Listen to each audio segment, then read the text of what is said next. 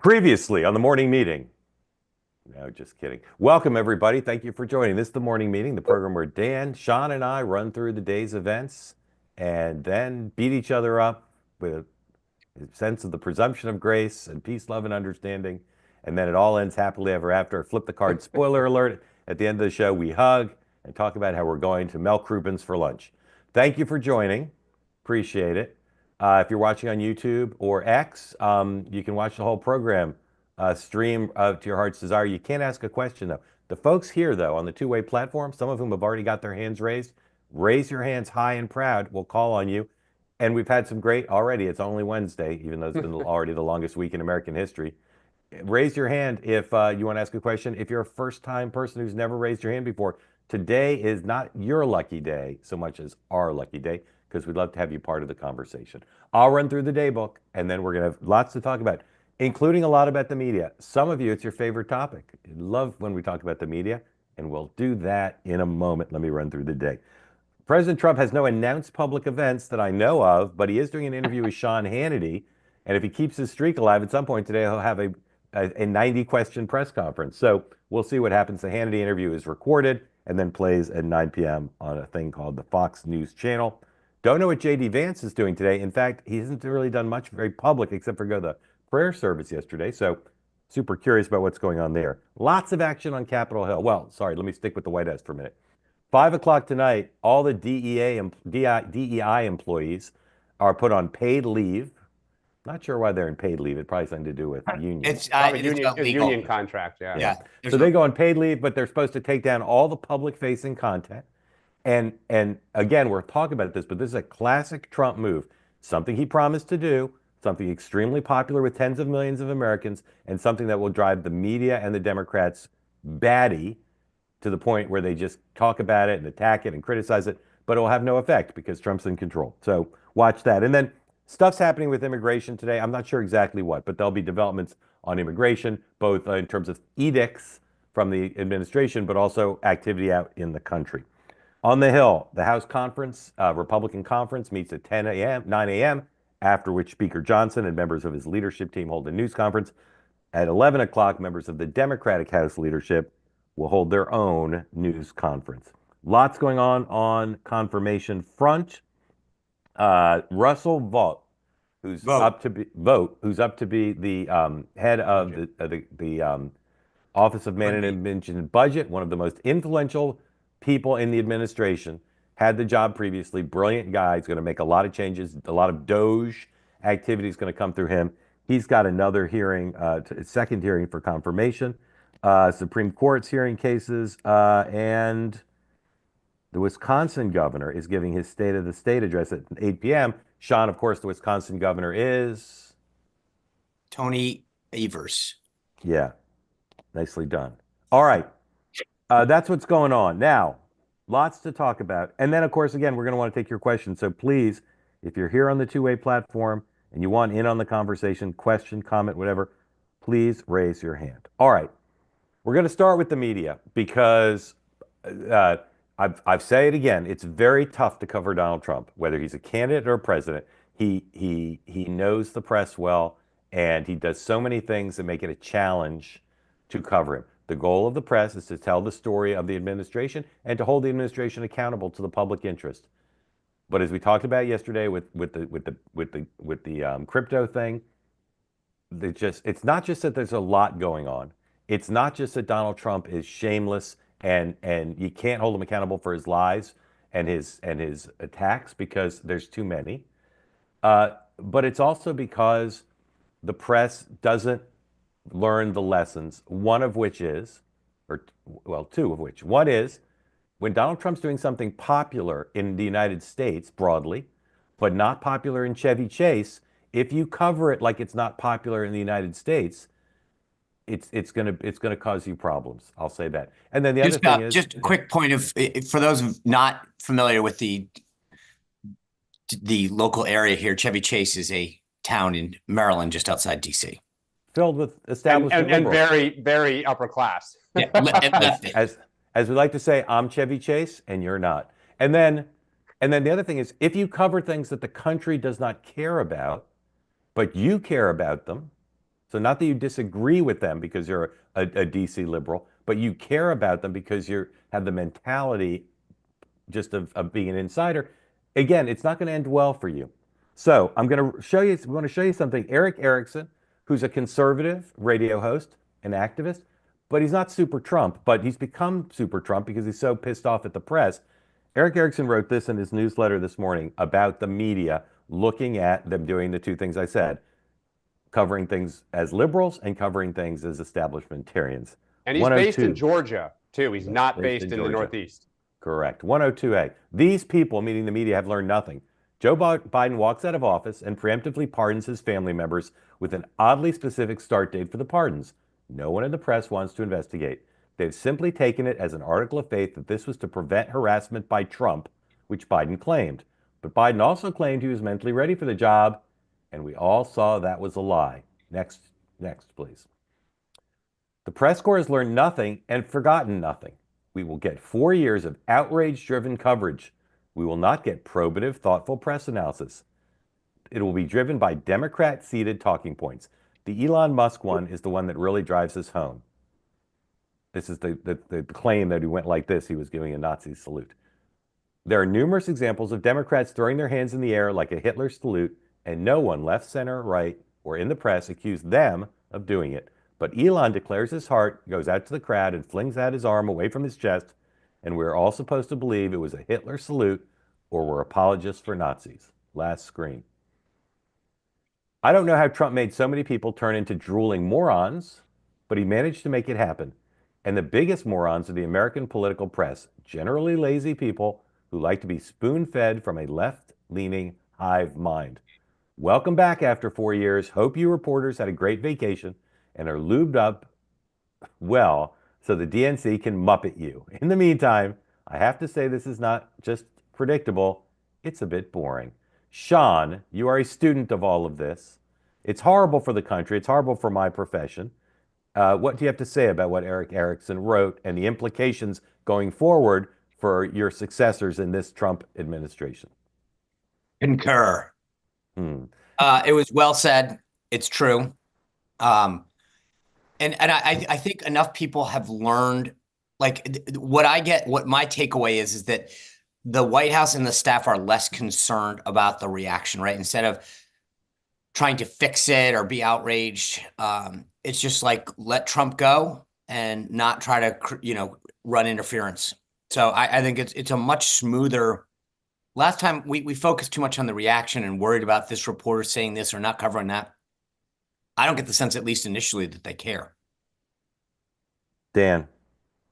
Yeah, I agree with Sean. I mean, I think to me, the issue is they continue to focus not on the sum of the whole, but the individual pieces.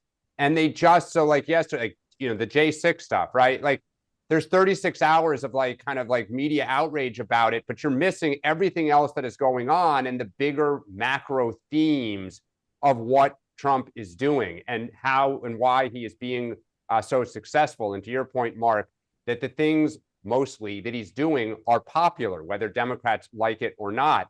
And so I think until they can kind of get away from the outrage of the day that's going to, they think, generate clicks and, generate ratings, but go to a higher level and kind of tie it all together, they're going to continue to just struggle and be kind of, blowing in the wind a little. Sean, in my experience, there's two kinds of Republican communications strategies. One is to say the press is biased against us. They'll always be. We're going to make a virtue of that by criticizing them, attacking them, being publicly hostile to them. And the other is to, at least partially, try to win them over. To say, hey, the Biden administration policy on immigration was not just failed, but it hurt a lot of kids and families. So why don't you take a look at our immigration policy, which is exactly what we ran on, that we're now doing, and see if you can write maybe some positive stories about it. Which should the Trump administration do and which will they do? I think it'll be like a bit of an EKG. Like you see the president doing he did meet the press. He sat down with Time. I think they're going to do a little of both, and it might be a little bit more surgical. So they'll find someone at a publication that they can relate to, or that they can talk to, or that they think that they can cultivate a relationship with. and then they'll do a bunch of the podcasts, the long forms. I mean, obviously tonight he's doing Hannity. So I don't think it's going to be a one or another strategy. He might do. As you say, he's benefiting from the comparison in the minds of some to Joe Biden. Not only doing daily press conferences with the pool, but he could do a Tom Friedman interview. He could do a New York Times bureau chief interview, right? He could do any of it and get his message out. Dan, I'm sorry, what were you going to say? Well, but the thing is, one, I don't think as many people pay attention to those outlets whatsoever anymore. So the tree would fall and nobody would hear it to some extent. Like, the second part of it is, one of the reasons that I think the media is kind of spinning in a circle is the Democrats aren't offering a counter to any of this. So if you're trying to think of the angle of attack, if you're the New York Times, let's say, you don't kind of know what to do because the other party is so silent and doesn't have an overall frame to put on the Trump presidency yet. So I think when that, hopefully at some point here, is created and organized, you will see, I think, more media, kind of pushback. But right now, the media is as clueless as the Democratic Party. All right, let me see if they are different. Let me see if I can frame this correctly. I always look for the asymmetrical advantage that one party has over the other, one tribe has over the other. Okay. Democrats have had a decades-long advantage that the media was very powerful and very biased towards them. A huge asset that they had, worth billions of dollars every year in coverage, positive coverage about the Democrats, negative coverage about Republicans. So now there's two changes right now that Donald Trump can exploit that reduce that asymmetrical advantage for the Democrats. Doesn't eliminate it. One is, as you guys both referenced, they're not as powerful because of the rise of podcasts, this program and others. They're not as powerful. And two, although they're no less biased towards Trump, they're a little bit neutered. You can see that if a sophisticated viewer of television, even MSNBC, even the Washington Post, they're not as hostile right now. So Dan, if you're a Democratic strategist, do you just sit back and hope it gets better? People are talking about recruiting their own podcasters, whatever. But what do they do, if anything, to restore the asymmetrical edge of having CBS News and the New York Times unabashedly on their side? Or is there nothing they can do? Well, there is. I think Eric Erickson made the point. Most journalists are relatively lazy. People bring them stories, you bring them ideas, and you bring a narrative to them that you would kind of try to spread throughout different publications over a period of time to get to a point, like a larger point you're trying to make or to score.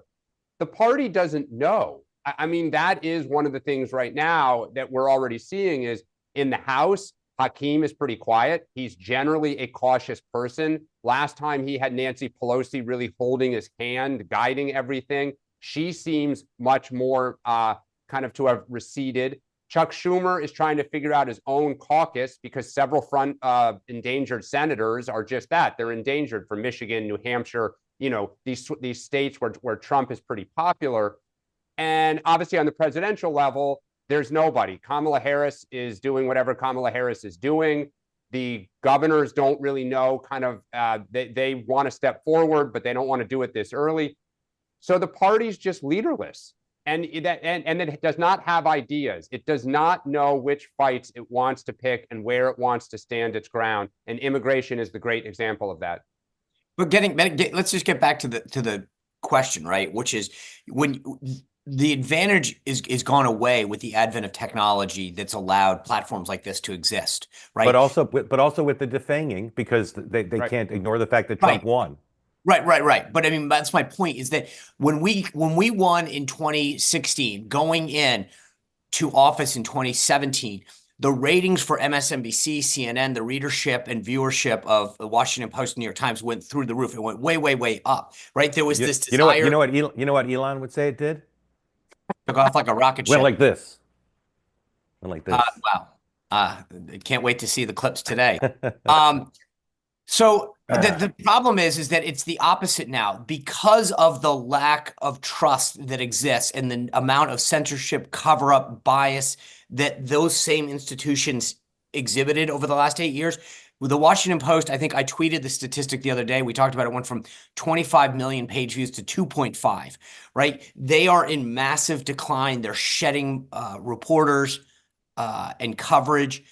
they don't have the ability. And it was funny because if you think back to the advent of podcasts, like Pod Save America, initially that was a very dominant voice, the Daily and a lot of these other institutions.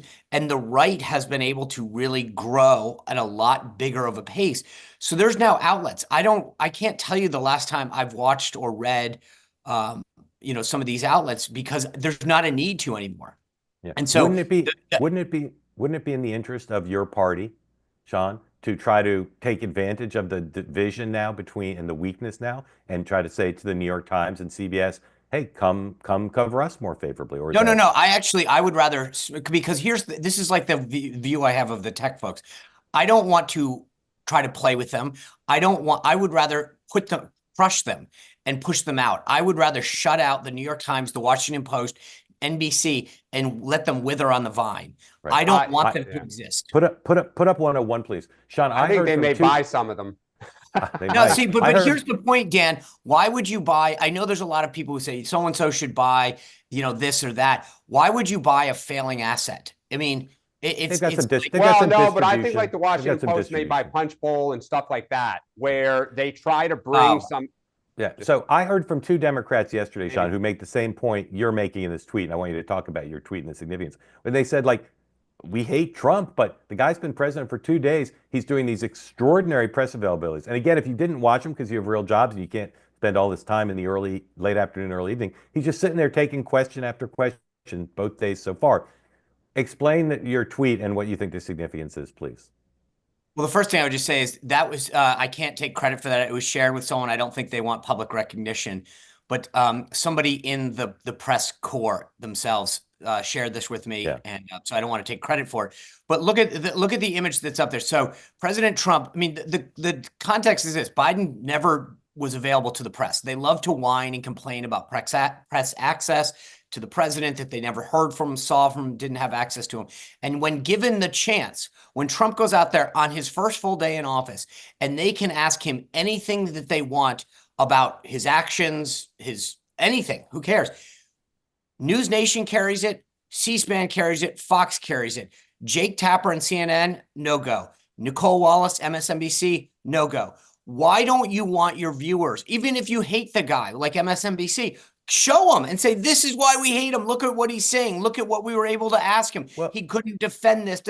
Why are you so afraid of letting people hear from the president of the United States on his first full day in office? But not just not afraid, but how about the public service of he's president? I mean, I agree with you. My point is, even in the worst case scenario, right? It's a public service. You should be showing it to the people. But even if your angle, like MSNBC and CNN, is anti-Trump, show it and then talk about it and say, wow, that was so horrible. Here's our panel of people who hate Trump to tell you why it was horrible. It's just bad TV. But the only thing is, I mean, as a Democrat who watches conservative media just to always see what the other side is doing, this is a trick that Fox News and the right would do to Democrats, which is you belittle it. You make them small. You don't show them. You show a brief clip and you can. I mean, Mark, I watched it happen under the Obama years. I watch it happen under the Biden years. When Harris got the nomination, you don't want your viewers seeing what they have to say in case it's popular. Well, it's also bad for ratings in some cases because the viewers turn it off. But just if you have any sense of public obligation, the guy's been president for 2 days. These are extraordinary events and they're interesting. Anyway. Okay. Your point, but let's not pretend like the other side is doing public service. I agree. But just strategically, if you want your audience to be outraged and your panel of Trump haters to be able to talk to it, you need to show the people why you're outraged. But you can show clips. You don't need to show live clips. For that. That's exactly what they do. Yep. All right. One bias that the press has that sometimes trumps anti-Republican bias is a bias towards people doing well. Right? Somebody on a roll is doing well if it's a Republican. So like George W. Bush, part of why he got good coverage in 2000 and in 2004 is because his team and Bush performed really well. Last night on Two Way Tonight, Celinda Lake, brilliant Democratic pollster and strategist, couldn't be more partisan in the sense that she does not like Donald Trump. I asked her, how do you think Trump is doing so far in 2 days in? Play 104, please. From a just an analytical point of view, I know you don't agree with his policies, but from an execution point of view, How do you think Team Trump has done in the first 2 days? Brilliant. And he showed the power of solo executive leadership. He's shown that he brings about change. He's been decisive. He seemed on top of it. He seemed confident. And I think he did a really good job. And his numbers are improving. And Chris, even though keep people going, disagree with his policies, they think he's doing a good job. Is honest, and that's the spirit of this platform, because it's objectively true. And yet I haven't seen much press coverage along those lines. I haven't seen in the dominant media very much saying what Celinda just said. Again, it's a day and a half in. We don't want to go crazy, but there's reasons to believe he's going to be able to keep this up. Dan, what do you think of what Celinda said? Absolutely. I mean, he is producing a brilliant show at the start here. He's obviously not going to issue 200 executive orders a day for the next 6 months. But what he is doing is he is showing action, which compared to Trump, to Biden is stunning. He is putting points on the board so that, promises made, promises kept theme is being hit over and over and over again. And he is organized. And I'm sure there's a rollout. I'm sure he'll make news with Hannity tonight. He's going to have something interesting probably tomorrow.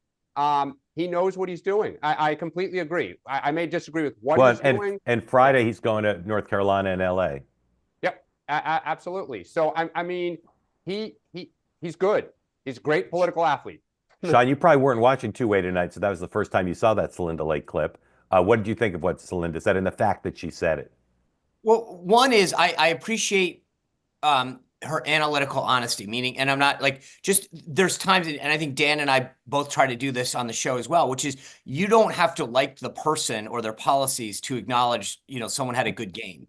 And I think that she's right. The first 2 days, I mean, I've said this before, but I admittedly am a bit jealous of the first few days this time because it's more disciplined, more focused, more action oriented. The team has clearly done its legwork, and you can see this in the actions that they're taking because I mean, honest to God, you think back to some of the early actions that we took.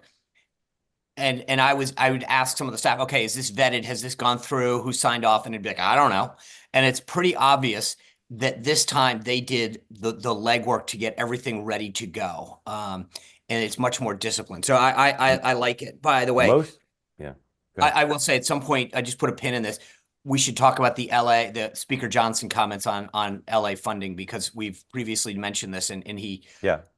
And I just want to just reiterate this point. It is so stunning compared to Joe Biden, who, was very rarely available, very rarely said anything. Harris, obviously, we talked about, was very rarely available on the campaign. I don't understand why Joe Biden tried to go back to the 1980s with like a press secretary making a comment, and that was supposed to be the news of the day. But I think what Trump is doing is going to be the norm going forward, which is the American people expect to hear almost daily directly from the president, either on social media or in person. But we are not going back to the days where the president speaks, once a week. Right. Do you realize, I mean, Dan, I think that's a really good point because I was thinking about this in the context of in the first few days of 2017, not just me, but others in the administration were very prominent out there doing interviews. You haven't seen, I can't say that you've seen Rubio went and did the network morning shows. But that's right. But he just got confused. That's the exception. And Caroline hasn't briefed. Like it's all Trump. It's all Trump. And JD Vance invisible. So if you think about the categories of the policies, okay, again, a lot of what they've done so far, particularly on things like immigration, are popular with the country, popular with the Trump base, not popular with liberals in the media. Okay. Then there's a category of things that are mixed, where maybe it's not 70-30 or 80-20, but it's like 50-50. But that's fine too, from a political point of view. Then there's a category of things like the pardons that my guess is when people start to poll them, they'll be unpopular. But Trump doesn't care, number one, and I don't think they'll hurt his overall approval rating. I don't think it's the kind of unpopular thing that people can say, well, I disapprove of the overall thing. Is he doing anything so far that either of you have seen that's in the fourth category, which is unpopular and potentially damaging to the Republican Party and Trump? Either of you see anything like that? Yeah, no. I mean, the only thing else, in addition to J6, that I've seen that I was a little surprised that there's been some polling on already, the country is not supportive of the idea of firing all career bureaucrats and replacing them with political people. I can't believe that's true. I can't believe that's true. Well, what I was going to say is I would not, as the Democratic Party, want to defend the bureaucracy per se. Yeah. But there is, I mean, I Who's forget where I pulled saw that? it. I'm trying, I got to go find it, but it was That somebody can't be. reputable. Yeah, no, it was even amongst Republicans. But Dan, I think that's why, look, Depends on how you ask it. for legal reasons and others, there's also a reason that all of these DEI folks are being put on paid leave.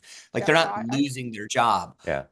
But I will get back to this, gets back to the legwork. These guys, you know, obviously living here and knowing people on both sides of the aisle, there are a lot of people in jobs that I didn't really know what they did, and they've been removed. Meaning that like these guys went in surgically and knew what job needs to get and what person needs to get pulled and removed.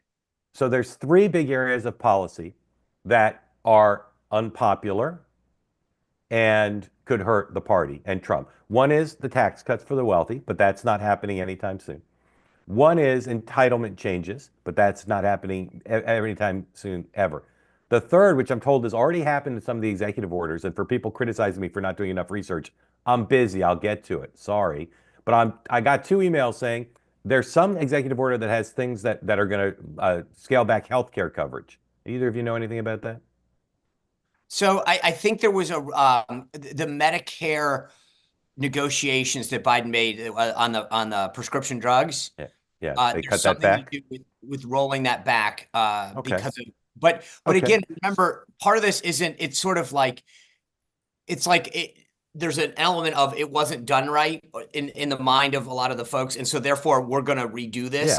But watch to see if Democrats take advantage of that. All right, we got a ton of topics to get to. We're running out of time because we want to get folks in. So just real quick, Trump is extremely powerful with the Hill right now, with Republicans on the Hill, and he's extremely powerful with the conservative media.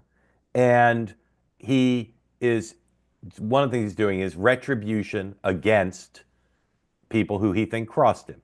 He doesn't hold grudges, but he does sometimes get even. So, for instance, John Bolton loses his Secret Service protection. Put up number 107. Brian Hook, who worked in the Trump administration and Trump won as the Iran negotiator or envoy, he was fired from a position, a sustained position he had, kind of like the position Sean was fired from.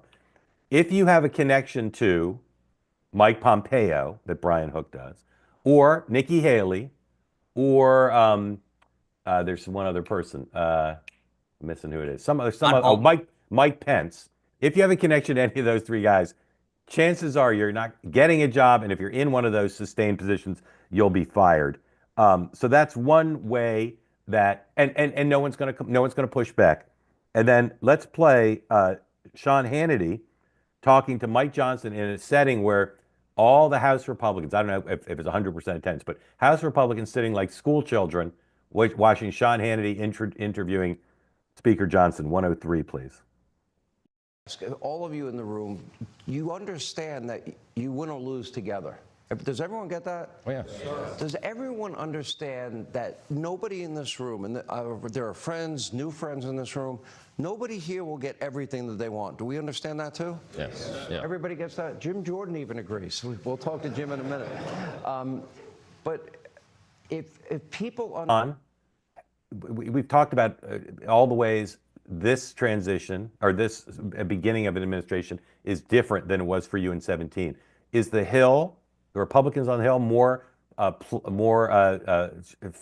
expressing more fealty than 8 years ago?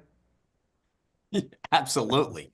I mean, I said before, if you think about who President Trump, I mean, our first thing out of the gate was healthcare reform.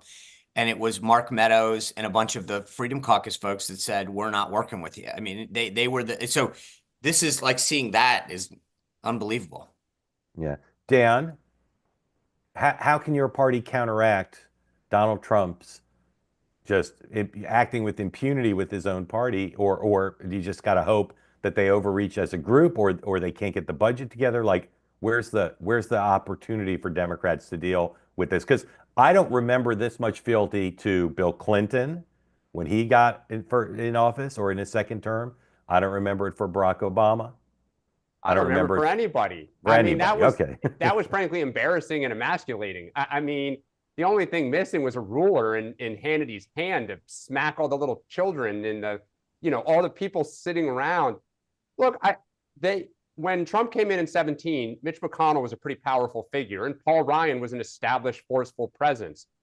Neither, Johnson and Thune owe everything to Trump. If he snapped his finger and said, I want them out, they're gone by the end of the day. So I think he's got complete fealty. The good news for Democrats is that group, the House and Senate Republicans, are totally divided. I mean, I said this yesterday. They are trying to figure out the debt ceiling. There's an agreement. It can't go in reconciliation. They're trying to tie it now to the disaster recovery, but I don't think that's going to fly. They're going to have to come to the Democrats to get votes on the debt. So I think on some level, if I were the Democrats, let them come to us. They're the beggar. We're not the beggar in this situation. And they still have no game plan for reconciliation. The fact that the other day, John Thune asked Trump, reportedly, how about we pursue 2 reconciliation bills just in case they fail on one? And Trump said, fine. Like, they're so not on the same page, and they both think the other's going to fail, the House and the Senate. So the one thing, if you're a Democrat, that's good is Trump does not appear to want to get involved in process and making decisions. And as long as he wants to be above it, I think to criticize it if it goes wrong. By the way, I think a really smart move for the White House Leg Affairs team would be to pick off 5 to 10 Dems that are in, Trump +1 or even, D +1 or 2 seats, get them together and say, hey, we want to play ball with you guys. Give us one. I mean, because number one, with the majority as close as it is, it would make sense for the second 2 years. Plus, it can build some bipartisanship, and these guys need to look like they're working with Trump.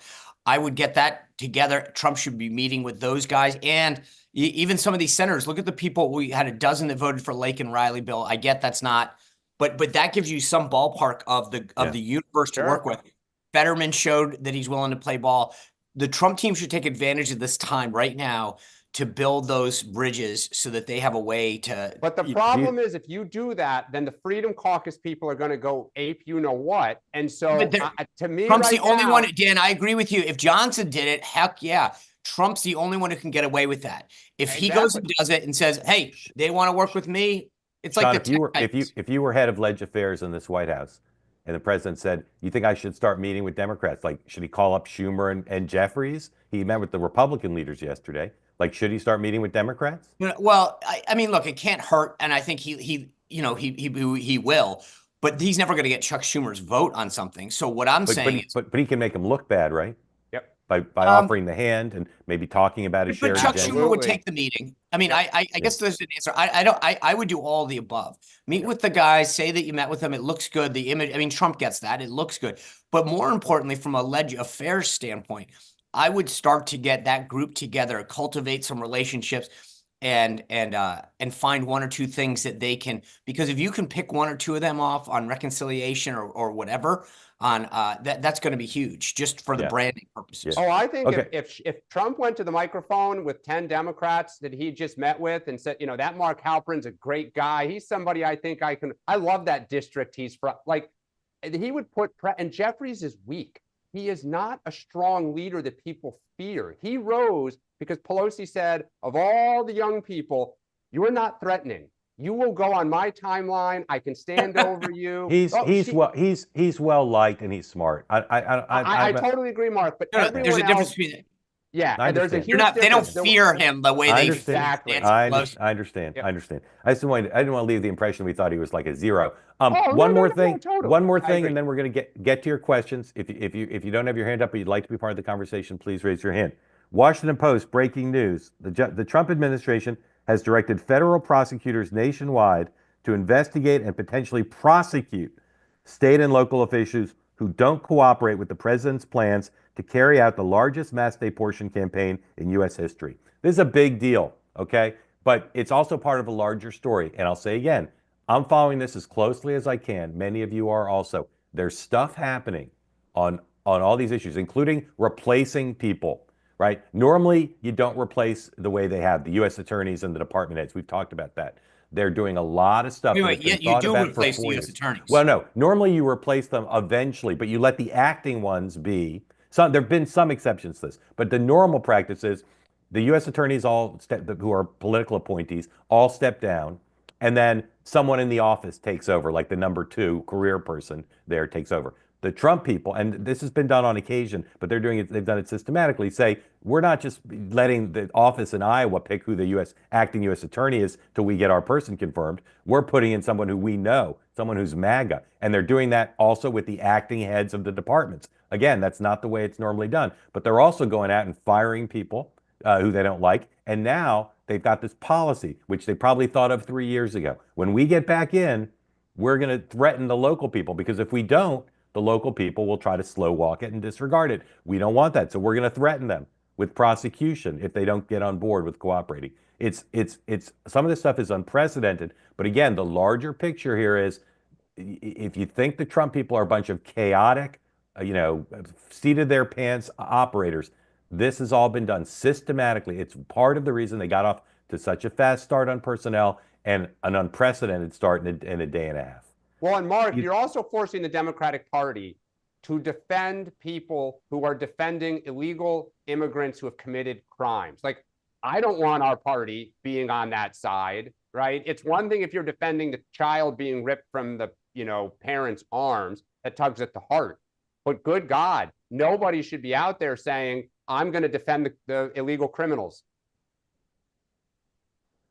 Sean, anything you want to say about that? In. No, I mean, I agree with that. I mean, Dan and I are on the same page on this. I don't, at the end of the day, if anybody says I'm going to shelter or defend somebody who is in this country illegally or committed a crime, then that's on. I mean, I hope that we go after those people who are, broken the law, regardless of, frankly, of their immigration status. I mean, if you are a criminal, you shouldn't be able to have. I mean, no one should be sheltering you.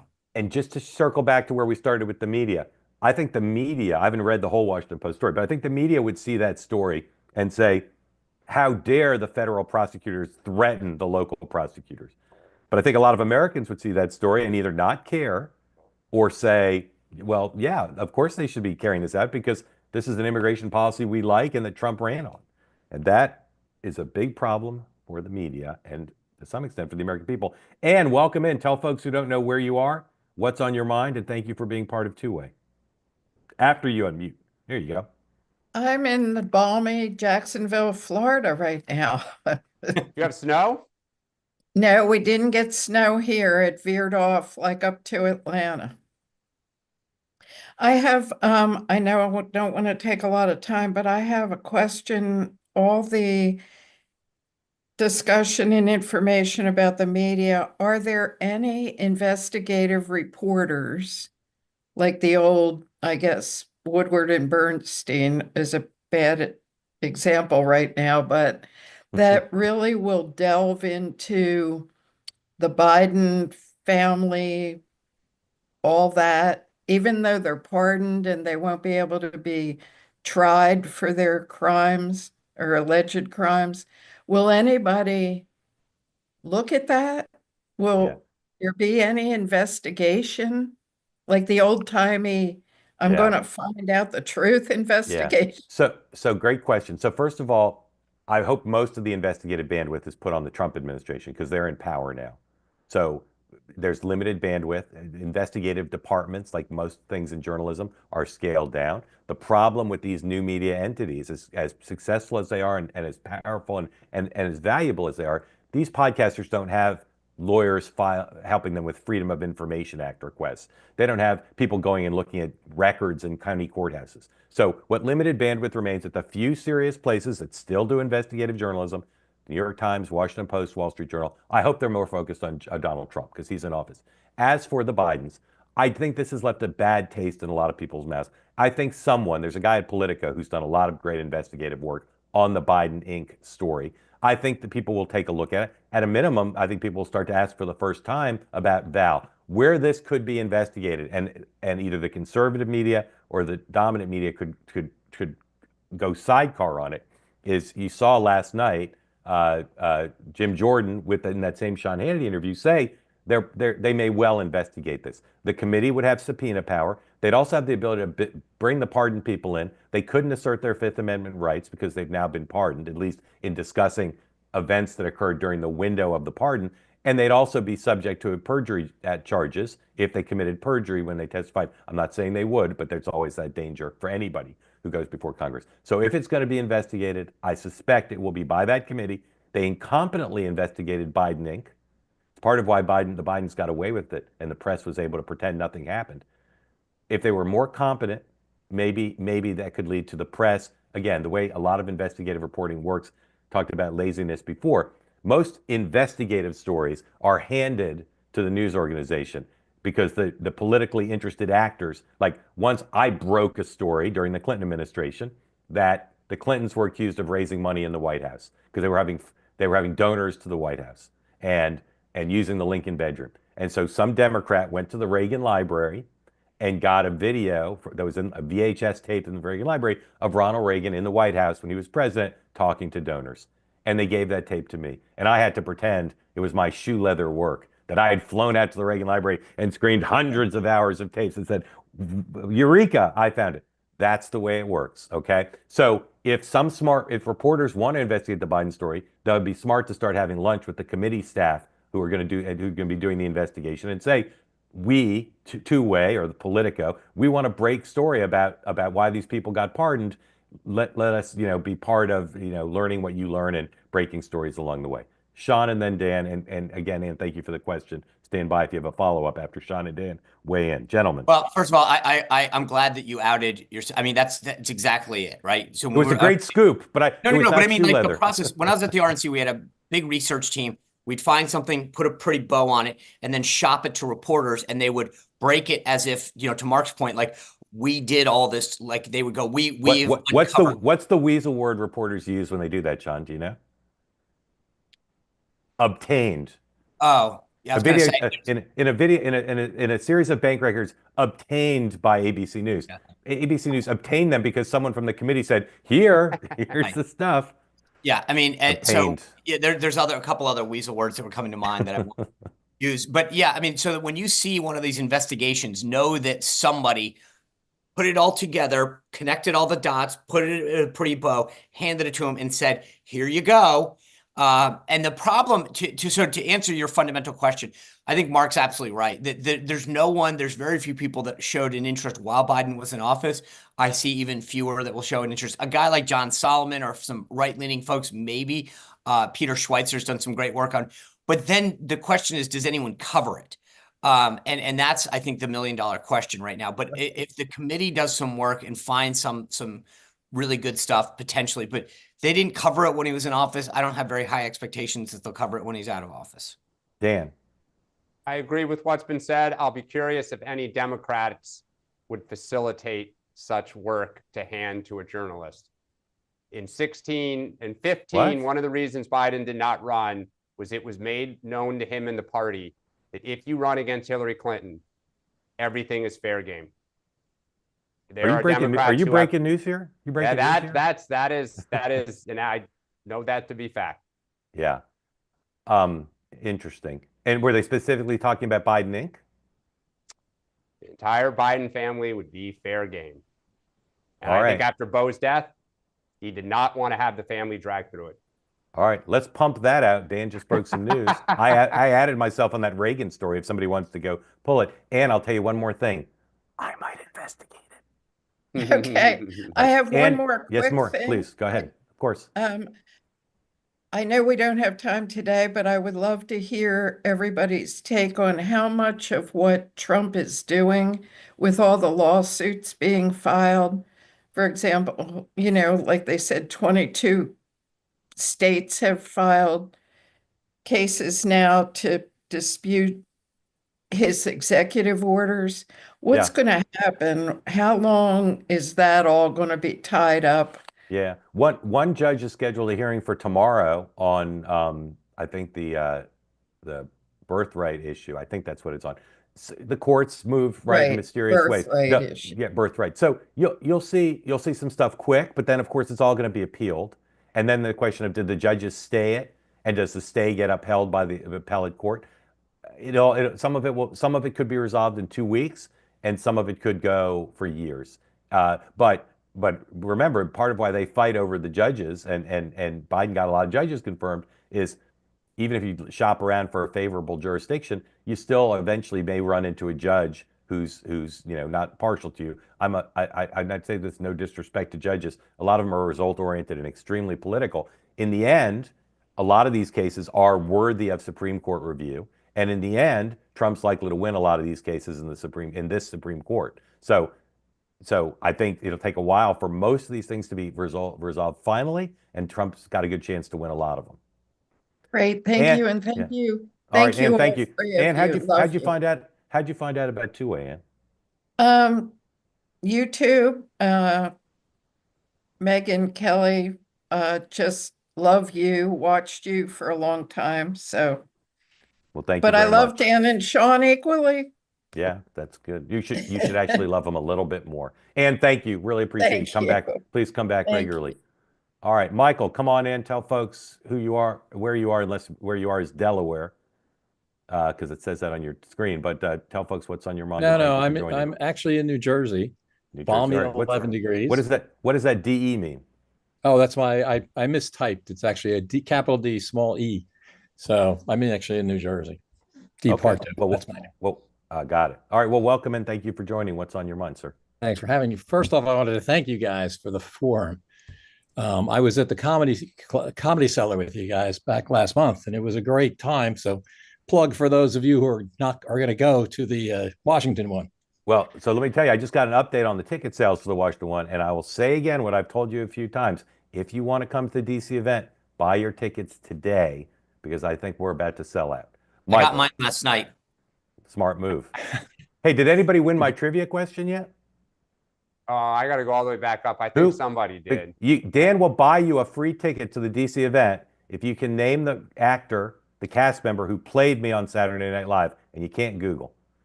So I don't know if anybody won yet or not, but so far I haven't seen the correct answer. Well, what year was it? How's that? What is the correct What year? answer? It was about, I'm not telling you yet because I don't need the ticket. It was about 8 or 9 years ago. 8 or 9 years ago. It was a spoof. It was a spoof of Morning Joe. It was not Bobby Moynihan. It was a spoof of Morning Joe, and the characters were Joe and Mika, me, and either Barnacle or Willie. I forget who the other one was. It would have been great if it had been Eddie Murphy or Fred Armstead, but it was not. I still haven't seen the correct answer. All right, while people guess to try to win a ticket paid for by Dan, Michael, question, please. And thank you for your kind words and for coming to the event in New York and for plugging our live shows. There you go. Hey, listen, I was watching last night, and I don't know how we're ever going to get around this J6 thing.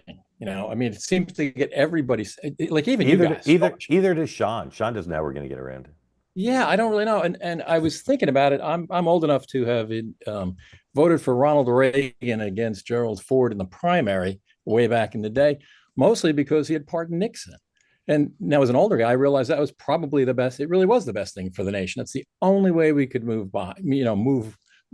beyond that, was that, all right, that's off the table. Let's look forward. And I think while I don't like the idea of all these pardons, I think some of them are probably valid, some are not. I think it's the only way to get through this. Because I mean, watching last night, it really is the people who are so against him because of J6, and I have close friends that I just try to find common ground on this all the time. And it's really, really hard because it's a very emotional issue for people. So I don't know how we get around it, but we got to figure out something. And I think the pardons might be the only way to go. Yeah, it's a good point. And I wish, to the extent President Trump has talked about the pardons, which he has, I wish he had emphasized that. I know some people would have seen it as spin, but I wish he had emphasized to say lots of division about this stuff, but the matter should be put behind us, and the best way to put it behind us is to pardon. It's, again, there's some spin to it, but as you just suggested, there is some truth to it. Sean and then Dan, thoughts about that great question there? Yeah, I think that the bottom line I would get at is, I mean, we've talked about this before. I think depending on who you are, it's either, you literally think that that there's this range of emotion on it, right?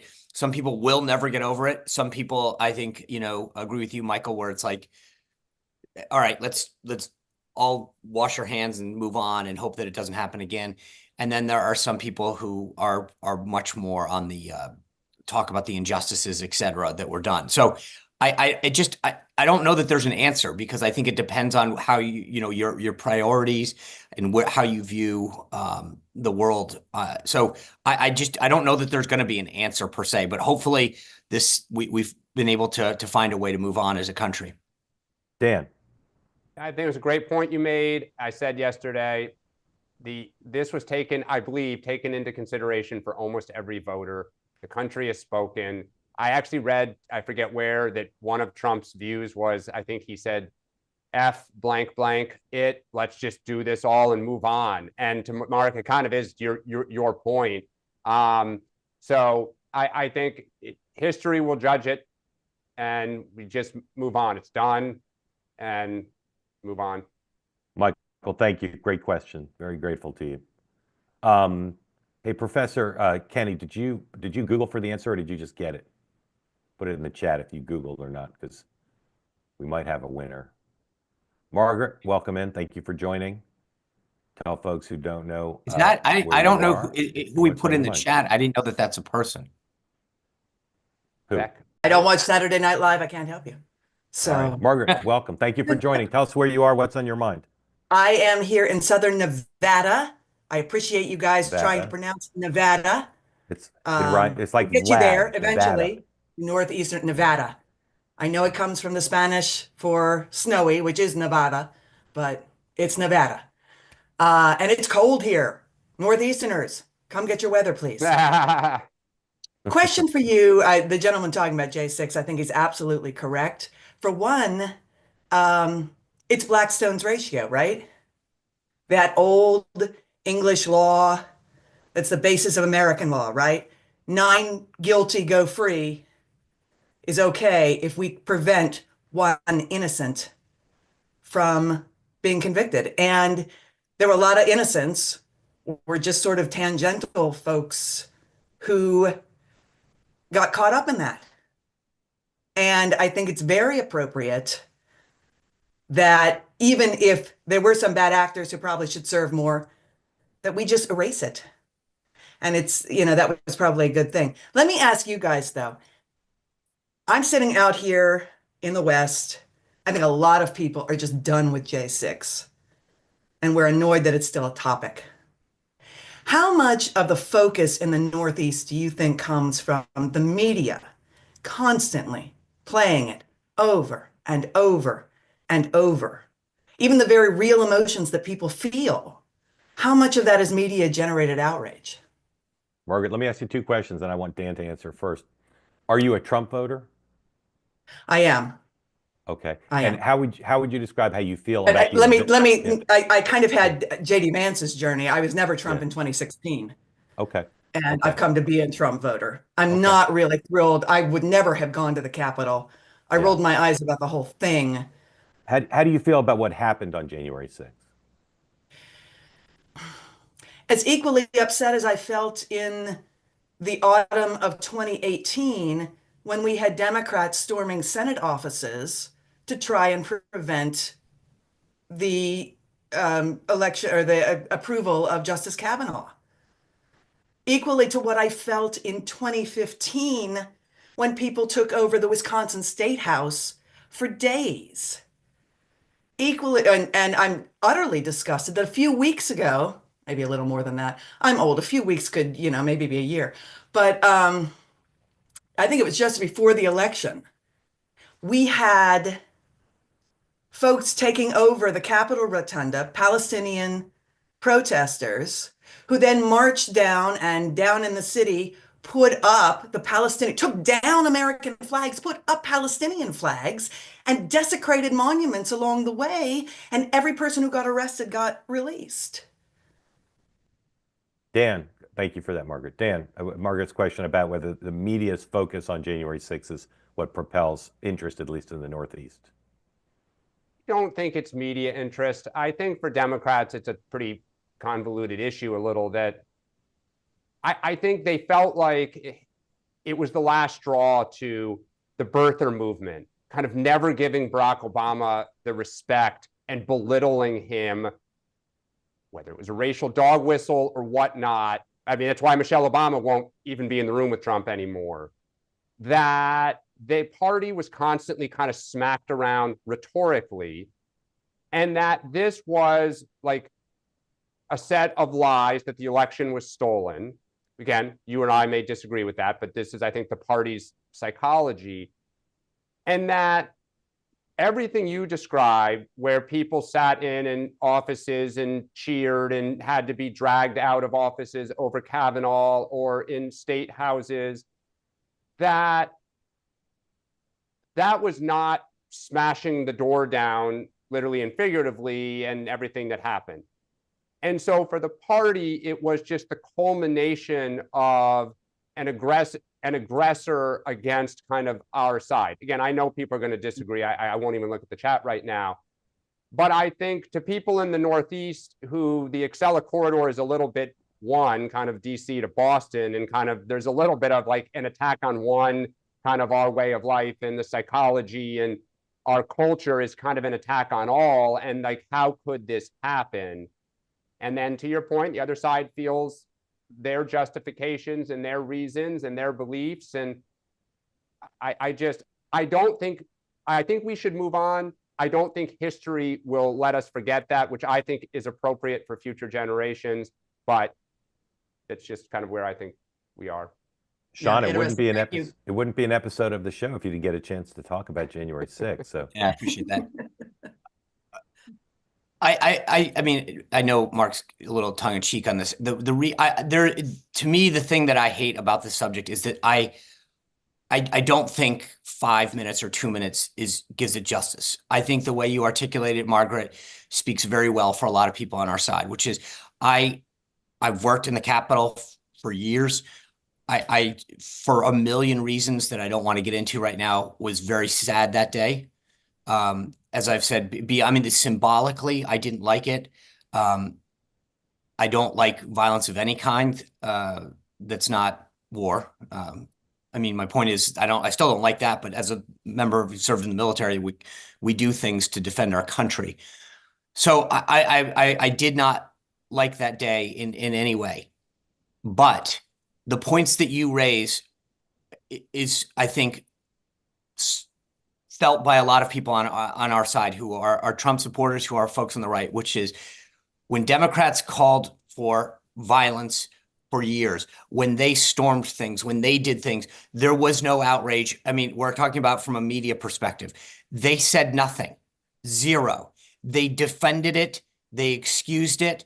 And we saw it again with this Elon Musk thing. There's image after image of Democrats and media figures making similar gestures. And yet, because it's Elon Musk and he supports Trump, we're going to go after him.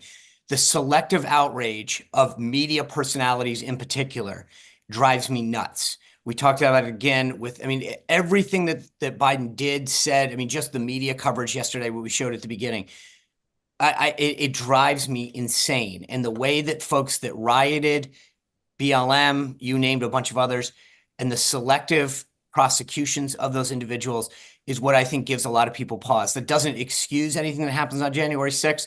But I think for a lot of us, we go, wait a second, you didn't prosecute those folks. You didn't punish them. There was no outrage for them. You excused their behavior. And then you want to come after these folks. And again, whether or not some of these people, like I had Alan Dershowitz on the podcast before, some of the basic due process rights that are not being afforded them. Again, that doesn't excuse behavior, but where was the concern about some people's ability to access a lawyer, a judge, etc.? How about the people whose houses were raided by the FBI? I mean, again, this is I mean, that's not how you handle people who, anyway, I agree with you. I think there's been selective outrage in the way that the media has covered it, to still knows no bounds. I mean, Hallie Jackson yesterday, her coverage was unbelievably biased, which is no shocker, but that's again, I'll stop by just saying, I think the way that you framed it was well said.